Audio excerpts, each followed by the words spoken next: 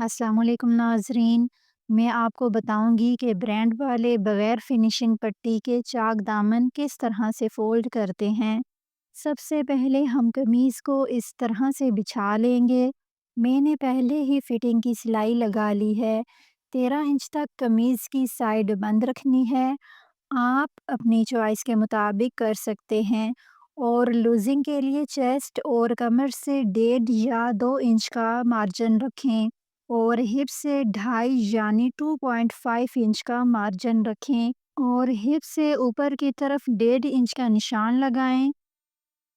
जो हमने चेस्ट से 1.5 इंच का मार्जिन रखा था, वहाँ से उस 1.5 इंच तक सीधी कमीज़ कट कर दें और उससे आगे 1.5 इंच का निशान लगाएं जो दामन तक जाएगा।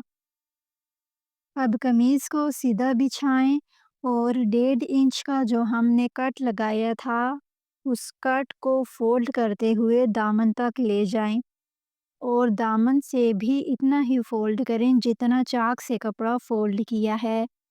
याद रखें कमीज़ कटिंग करते वक्त हमने कुल लंबाई से 3 इंच एक्स्ट्रा मार्जिन रखा था।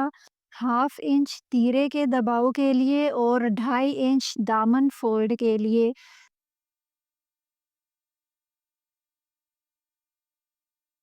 तकरीबन हाफ से पौना इंच कपड़ा फोल्ड करते हुए फ्रंट बैक दोनों चाक दामन की किनारी की सिलाई लगाएं।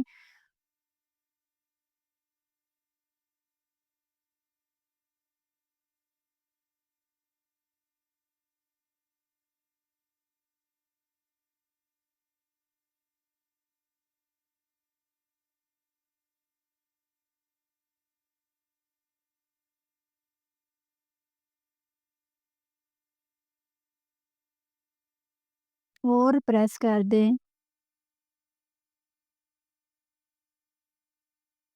फर्स्ट फोल्ड करने के बाद हमारे पास पौने 2 इंच का कपड़ा बचेगा सेकेंड फोल्ड के लिए। पौने 2 इंच पर निशान लगाते हुए इस्त्री से अच्छी तरह क्रीज बिठा दें। ये तरीका बिगिनर्स के लिए है। बहुत आसान तरीके से तफसील के साथ समझा दिया गया है।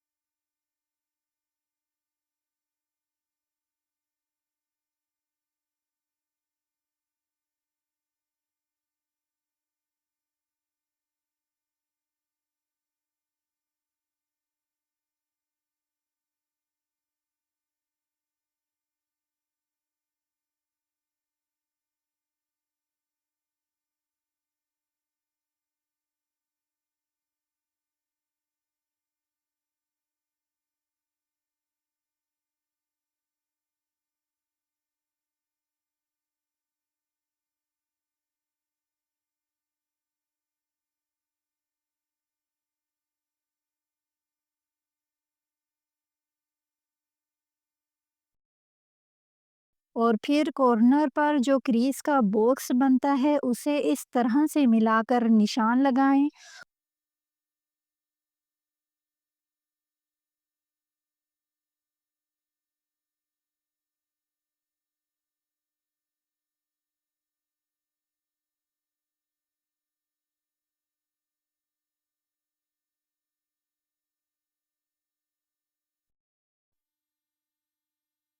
और इस निशान पर सिलाई लगाएं। दामन के चारों कोने इसी टिप को फॉलो करते हुए स्टिच करें।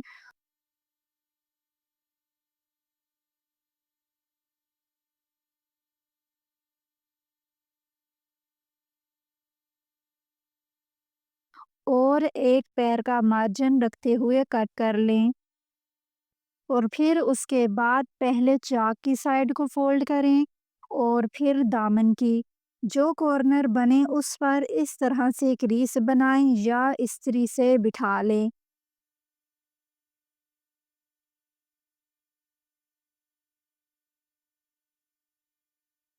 اور اندر کی سلائی سے اس کریز پر سلائی لگا دیں۔ چاروں کارنر اسی ٹپ کو فالو کرتے ہوئے سلائی لگائیں اور دوبارہ ایک پیر کا مارجن رکھتے ہوئے کٹنگ کر کے سیدھا کر دیں۔ میں آپ کو ہر کونے کو فولڈ کرتے ہوئے دکھا رہی ہوں تاکہ آپ کو صحیح طرح سے سمجھ آ سکے۔ اگر آپ کو ابھی تک یہ ویڈیو پسند آئی ہے تو اس ویڈیو کو لائک کریں اور چینل کو سبسکرائب کریں۔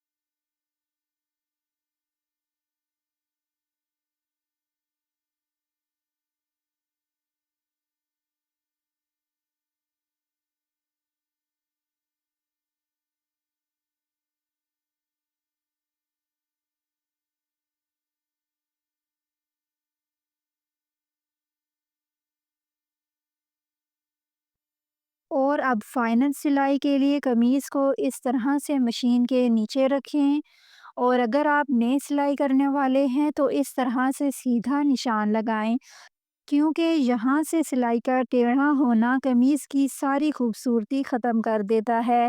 اس بات کا دھیان رکھیں کہ سلائی بالکل سیدھی رہے۔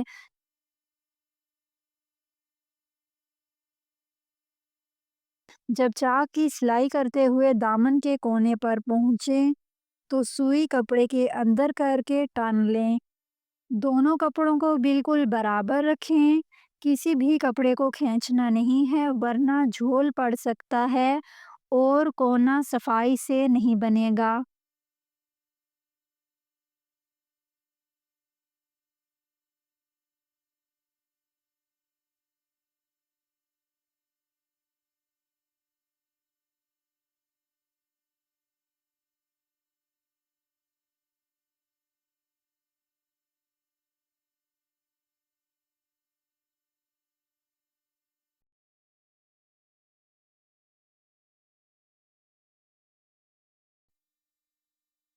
اینڈ میں جو ایکسٹرا دھاگے تھے ان کی اچھی طرح نوٹ لگا لیں اور کٹ کر لیں تاکہ سلائی میں نفاست اور خوبصورتی آئے۔